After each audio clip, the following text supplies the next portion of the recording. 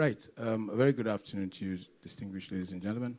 The Governor of the Central Bank, Country Director, World Bank, Chair, Presidential Committee on Fiscal Policy and Tax Reforms, and of course, moderator. Well, I did my very best to dodge this session because as somebody told me very uncharitably, that, well, Shebi, it's you people that caused all the problems. So I thought it would have been absolutely safer just to stay in Lagos and watch virtually. But anyway, it is what it is.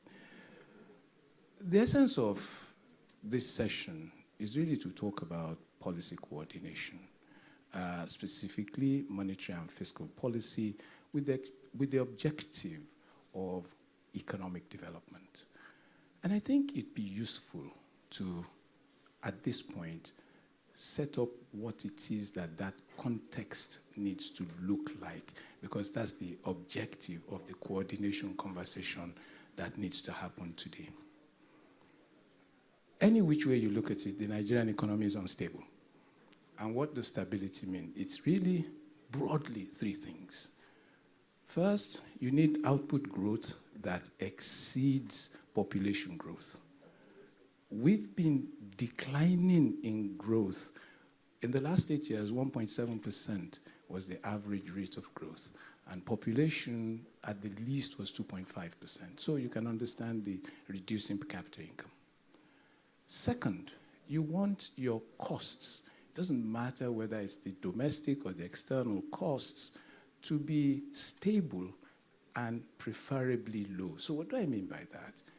Inflation at 27 doesn't help at all. Indeed, my own estimate last time I did it is that Nigeria's inflation threshold is probably around 15%. And what that means is that once inflation goes beyond 15%, it is adverse in its impact on the economy. And yet we've got inflation at almost double that. The third dimension is that dimension which speaks to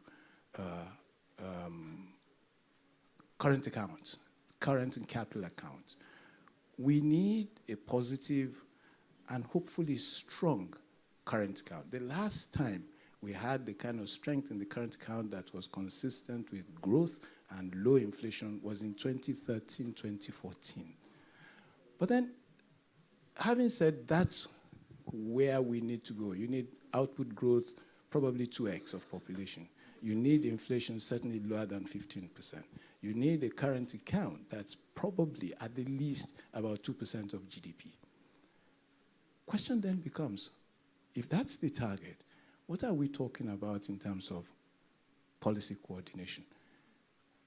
Believe it or not, in the last administration, there was actually policy coordination. It was just policy was coordinated and moving in the wrong direction. No. I was economic advisor for 18 months. And the first time, and DG DMO is here. DG Budget Office is here. I followed them to the National Assembly. And, you know, when I looked at the papers I was given, in the National Assembly presentation, it was stated there how much we were going to borrow from Ways and Means, how much we had already borrowed, whether you talk about legality or not. So it's not as if these things were unknown, but they were accepted. And so for me, the conversation around policy coordination needs to be clear. One, the objectives. Two, the nature of that coordination. Are we coordinating to do the wrong things, or are we coordinating to do the right things? But I would also add one last point before I turn over to the moderator. I look at Nigeria's planning framework. We have the National Development Plan, 2025, 2050. We have the national budget. The national budget is based, if I'm still correct, on zero-based budgeting. If that's the case, the national development plans are based on incremental build-up on investment. And so already there is a dysfunction around the nature of the planning framework and the nature of the budgeting framework. And yet all of these have got to be consistent internally in order for us to make progress. And so for me, this is a very important conversation. And there are probably 3 questions that I would crave the indulgence of Barbara to add to whatever she's asking. The first is that when we talk about policy coordination, what are the mechanics?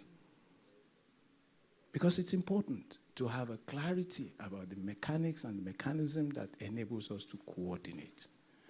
The second, what are the kinds of time frames that we're now looking at? When we talk about policy coordination, what leads, what lags are we looking at, and how do we intend to manage that? And finally, how do we hold ourselves accountable for some of this? Because over the years, we have done national plans, we haven't met them. We have done national budgets, we haven't met them. But nothing seems to have happened, notwithstanding. So if these, and I'm sure other questions can be resolved by the eminent panel here, I'm sure we would have an afternoon well spent. Thank you very much.